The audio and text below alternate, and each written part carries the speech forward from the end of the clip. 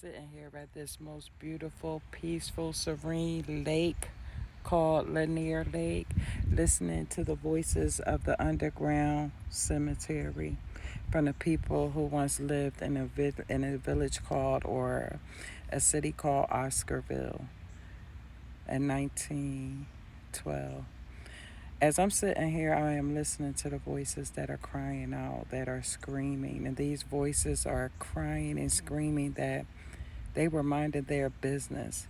They were full of love and light. They were doing things for each other. This was a community that had unity. This was a community that was rich. This is a community that had it going on until the jealous eye got a hold of it.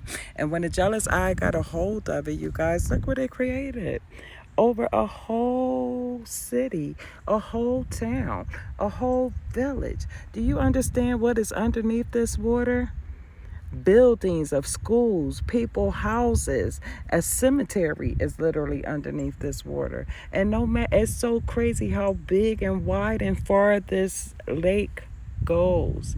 When I first came here, I felt nothing but emotions. Like I wanted to cry. And there's a little girl here by the name of Sylvia, a very pretty little brown skinned girl who just so happened to take me to a tree. And when I went over there to this tree, it was just the energy that I felt from it.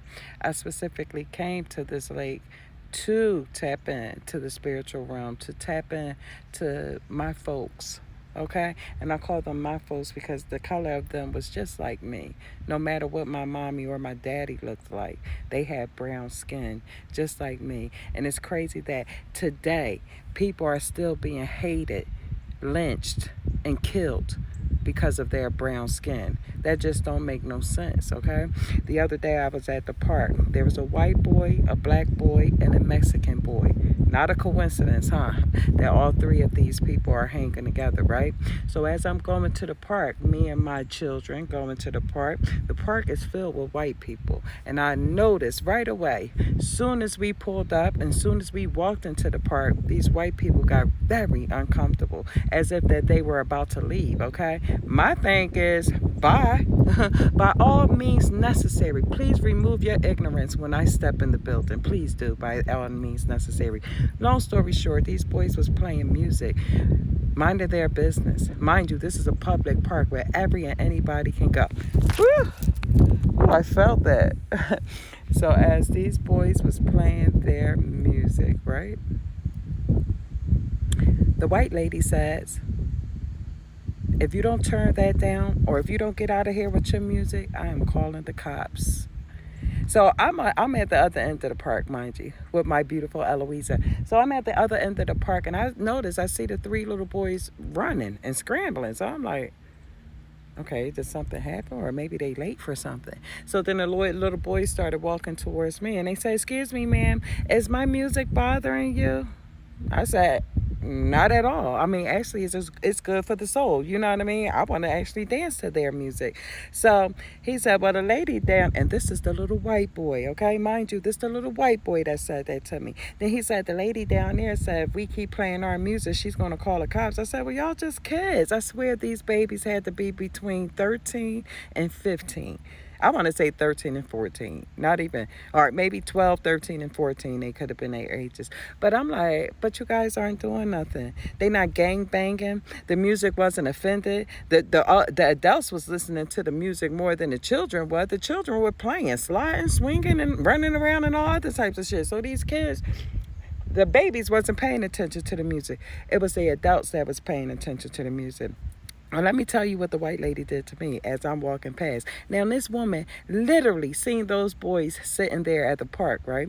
Literally watched me and my children pull up, park, get out, and go our separate ways. The kids went to the park. I went to walk the dog. Long story short, she walks over to me and said, does one of them boys belong to you?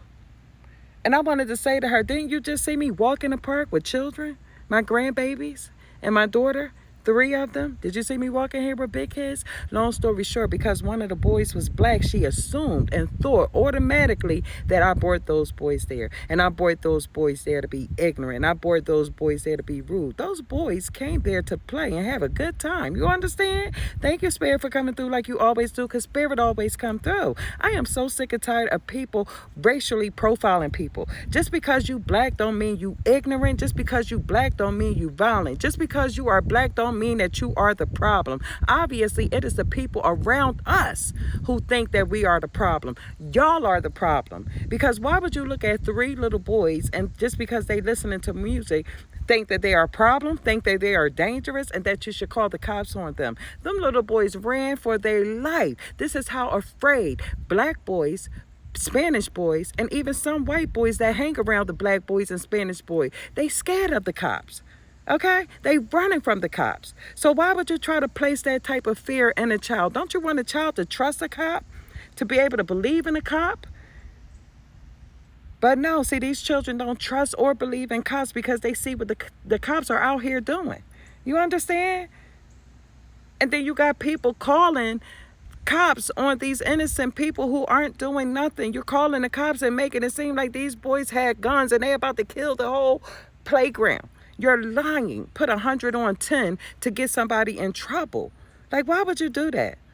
And just because I'm brown don't mean that all the brown kids belong to me, okay? So why when I walk in a place, you want to assume that these children were with me, and you want to assume that I brought their ignorance with them. And see, people like that assume that all black people are ignorant. They assume that we are loud. They assume that we are violent. They assume a lot of things. And assuming causes assholes out of people. Because let me tell you how the end of this night ended with them white people who had a problem with a black boy, a Spanish boy, and a white boy being together. Let me tell you how that same black boy, Spanish boy, and white boy was actually the children of the crew who operates the park. So I felt like it was a very beautiful thing when those same 3 boys came back to the park and kindly, with no ignorance, kindly reminded everybody, the park is closed. It's time for you to go. So those same 3 boys that white woman bullied, that white woman tried to make seem like was a problem, those same 3 boys were the same 3 boys that came back where their uncle, daddy, or whoever these men was that had keys to the park to lock the gate. The little boys came back and said, everybody must go because the park is closed. Okay, long story short is stop racial profiling these people out here, especially our children. Leave them the F alone because you having an effed up day, because you don't like how a black person look, walk, talk, or shit, or speak, or whatever. That is not their problem. It is your problem to deal with. Okay, so I'm talking to all the racist people who have a problem with brown little boys, who have a problem with Mexican and Puerto Rican little boys, who even have a problem with white little boys. Just because, let me tell you something, and let me be honest with you. That little Puerto Rican boy, that little black boy had the most manners. That little white boy was the ringleader, was the one that was talking back to the adults, was the one that said, I ain't got to do shit that you say because you ain't my mom. See, pay attention to those people, okay? Those was the same people that just like to point the finger because they mad at the color of your skin. They mad at how tight your hair is. They mad that you got nappy hair. You know what I mean? They mad that you not what they are. You understand? Stop picking with people who ain't picking with you, okay? Pretty soon we gonna have this thing called 949. So I suggest you guys leave these people alone because what you doing to them will be done to you. I'm sitting on a rock right here with a whole city and town underneath me because of white people hating and being and mad at black people living their life. Please cut that shit out. Really do please cut that out. Because guess what era you living in? You living in the era where the black people, we standing up. Hello?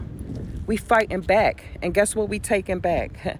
Our land. Y'all keep thinking that these natural disasters, that these hurricanes and earthquakes is natural. No, that's coming from the Most High Divine Creator. Our ancestors, loved ones, and spirit guides. They said, oh, you took our land. We coming to take it back. Okay? So I feel sorry for the ones who walking around blind, deaf, and dumb, who don't know that it was their generation that cursed the land, and that the land is coming back, okay? And the land is taking over.